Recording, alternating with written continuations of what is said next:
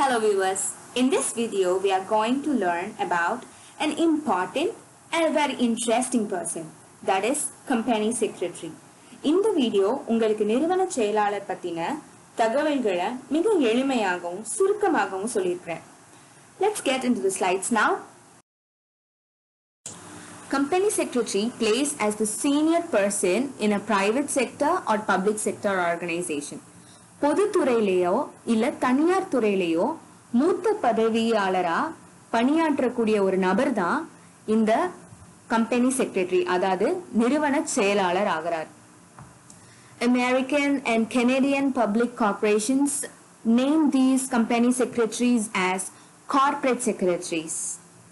இவரோட முக்கியமான பொறுப்பு என்ன ஒரு கம்பெனில, ஒரு நிறுவனத்துல அப்படின்னு பார்த்தாக்க, ஒரு நிறுவனத்தோட அட்மினிஸ்ட்ரேஷன், நிர்வாகம் தரமா நடக்குதா அண்ட் அந்த நிறுவனத்தோட லீகல் ரிக்வயர்மெண்ட்ஸை சாட்டிஸ்ஃபை பண்றதுதான் ஒரு நிர்வாக செயலாளருடைய முக்கிய பொறுப்பா இருக்குது.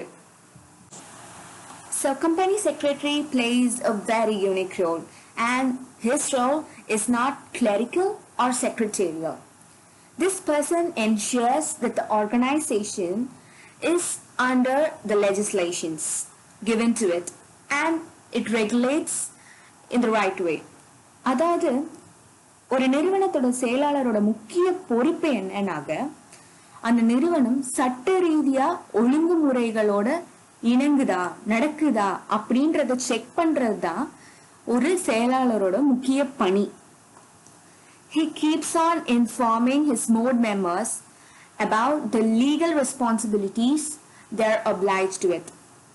அதாவது அவருடைய குழு உறுப்பினர்களுக்கு அவர்களோட சட்ட பொறுப்புகளை பத்தி அவரு தெரியப்படுத்துவார். அதுதான் செயலாளருடைய ஒரு பொறுப்பாகும். Next is, company secretaries are the company's named representative on legal documents. அதாவது சட்ட ஆவணங்களில் நிறுவனத்தின் பெயரிடப்பட்ட பிரதிநிதியா இருக்கிறவர் யாருன்னா இந்த கார்ப்பரேட் செக்ரட்டரி இல்லனா நிர்வாக செயலாளர். So this person also has the responsibility to register and communicate with shareholders and to ensure that dividends are paid and lists of director and shareholders and annual accounts. As per India, the Institute of Company Secretaries of India, ICSI, is a regulatory body for the company secretary's profession. And it is a statutory professional body. It has more than 50,000 associate members in it. As per a statistical report, chartered secretaries are the 6th highest paid employees in UK. Most corporate secretary positions are being served by lawyers. இந்தியாவில பொறுத்தமட்டு இந்திய நிறுவன செயலாளர் நிறுவனம் ICSI-க்கு கீழே தான் ஒரு நிர்வாக செயலாளரை பணி அமர்த்துறாங்க. அது ஒரு சட்ட ரீதியான தொழில்முறை அமைப்பாகும் அப்படின்னு சொல்றாங்க. சோ நெக்ஸ்டா, இந்த நிறுவனத்துல 50,000க்கும் மேற்பட்ட உறுப்பினர்களை கொண்டுள்ளது அப்படின்னு சொல்றாங்க. அண்ட் லாஸ்டா, பெரும்பாலான நிர்வாக செயலாளர்கள் யாரா இருக்கிறாங்க அப்படின்னு பார்த்தாக்க வழக்கறிஞர்களாக இருக்கிறாங்க அப்படின்னு இந்த ஸ்லைட்ல சொல்லியிருக்கிறோம். இப்போ நம்ம கார்ப்பரேட் செக்ரட்டரியோட டியூட்டி, அதாவது செயலாளருடைய கடமைகள் பத்தி பார்க்க போறோம். ஃபர்ஸ்டா, implementing the decisions of the board, அதாவது போர்டு எடுக்கக்கூடிய முடிவுகள் அண்ட் அந்த போர்டுக்கு இருக்கக்கூடிய ரூல்ஸ் அண்ட் ரெகுலேஷன்ஸை இவர் இம்ப்ளிமெண்ட் பண்றாரு, அதாவது செயல்படுத்துறது இவருடைய first duty.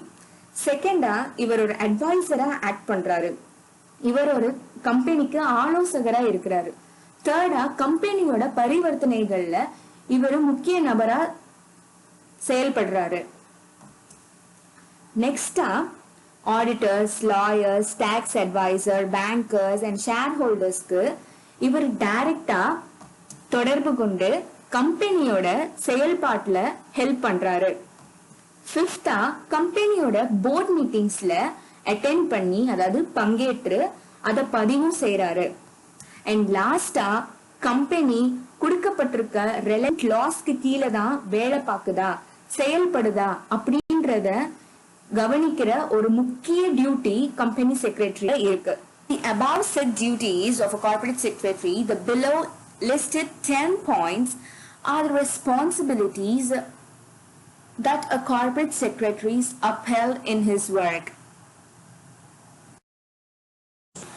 Now, who can become as a company secretary? A person who is a member of an Institute of Company Secretaries of India can only become a company or a corporate secretary legally. அதாவது இந்திய நிறுவனத்தின் செயலாளராக நிறுவனத்தின் உறுப்பினராக உள்ள ஒருவர் மட்டுமே செயலாளராக பதவியேற்க முடியும். Next, section 2 clause 45 of Companies Act 1956 என்ன சொல்றாங்கன்னா, ஒரு செக்ரட்டரி அதாவது ஒரு செயலாளர் ஒரு தனி நபர் பிரிஸ்கிரைப்ட் குவாலிஃபிகேஷன் அதாவது நியமிக்கப்பட்ட தகுதி இருக்கிற ஒருவர் மட்டுமே ஒரு செக்ரட்டரியா அல்லது செயலாளரா நியமிக்கப்பட முடியும். ஏன்னா அப்போதான் அவரால் கொடுக்கப்படுற டியூட்டிஸை கரெக்டான பாத்துல ரெகுலேட் பண்ண முடியும் அப்படின்னு ஆக்ட் படி சொல்றாங்க. இந்த ஸ்லைட்ல functions of company secretary under section 205 clause 1 of Companies Act 2013 அதாவது செயலாளருடைய செயல்பாடுகளை பத்தி தான் பார்க்க போறோம்.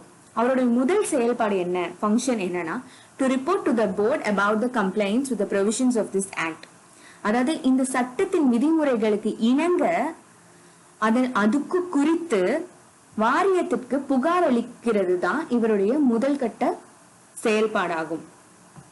செகண்ட்லி, இரண்டாவதாக, to ensure that the company complies with the applicable secretarial standards அதாவது அந்த நிறுவனம் அவர் இருக்கக்கூடிய நிறுவனம் பொருந்தக்கூடிய செயலாக தரங்களோட இருக்குதா அப்படின்றத செக் பண்றது தான் அவருடைய இரண்டாவதான செயல்பாடு, செகண்ட் ஃபங்க்ஷனா இருக்குது.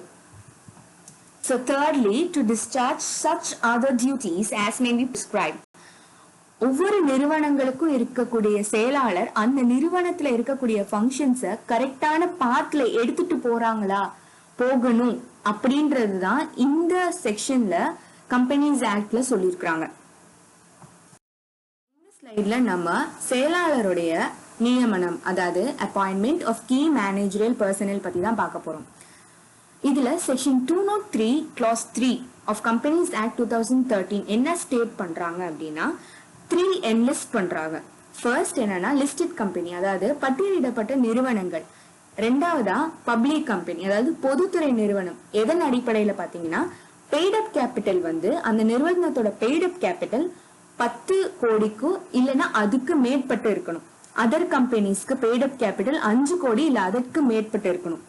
ஸோ இந்த 3 கேட்டகரியில ஒரு குவாலிஃபைட் கம்பெனி செக்ரட்டரியை இந்த ப்ரொவிஷனுக்கு கீழே அவங்க அப்பாயிண்ட் பண்ணணும், அதாவது நியமிக்கணும், தகுதியுள்ள ஒரு செயலாளரை நியமிக்கணும் அப்படின்னு சொல்றாங்க.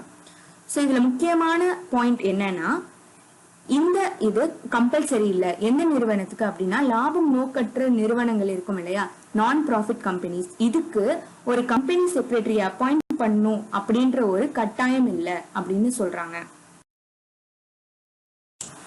நெக்ஸ்டா, penalty for not appointing company secretary when it is mandate. அதாவது ஒரு நிறுவனத்திற்கு செயலாளர் தேவைப்படும் பட்சத்திலையும் அவரை நியமிக்காம அந்த கம்பெனி அவரோட ஒர்க்கையும் அப்ஹோல்ட் பண்ணிட்டாங்க அப்படின்னா கோர்ட் அவங்க மேல அபராதம் விதிக்கும்.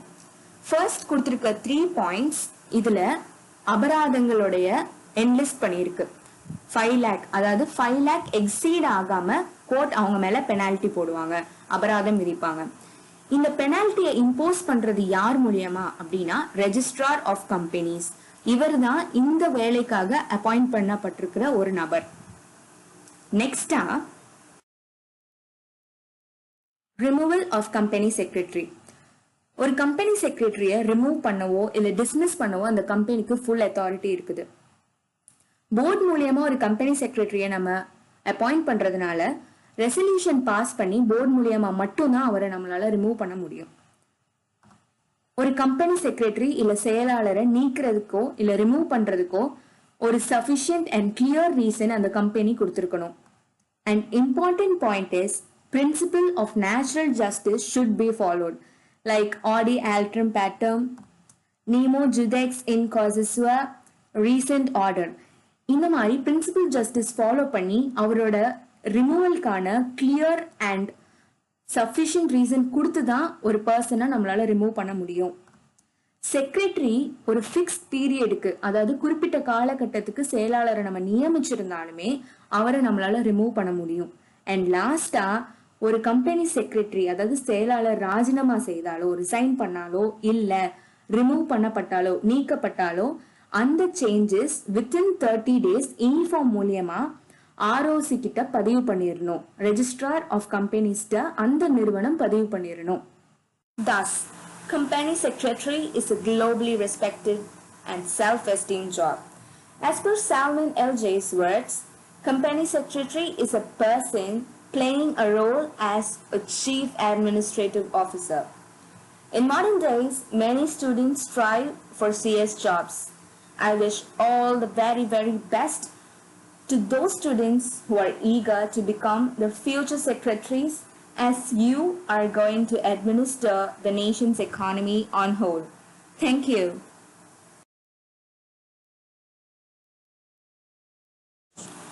Hope that நான் இங்க சொல்லியிருக்கிற contents and concept about company secretary உங்களுக்கு கண்டிப்பா ஈஸியா and குவிக்கா புரிஞ்சிருக்கும்ட்டு. For more easily understandable legal videos, please subscribe Dew of Knowledge. Hit a like button if you like the teaching and comment on it. Hit the bell icon for notifications. Thank you, viewers.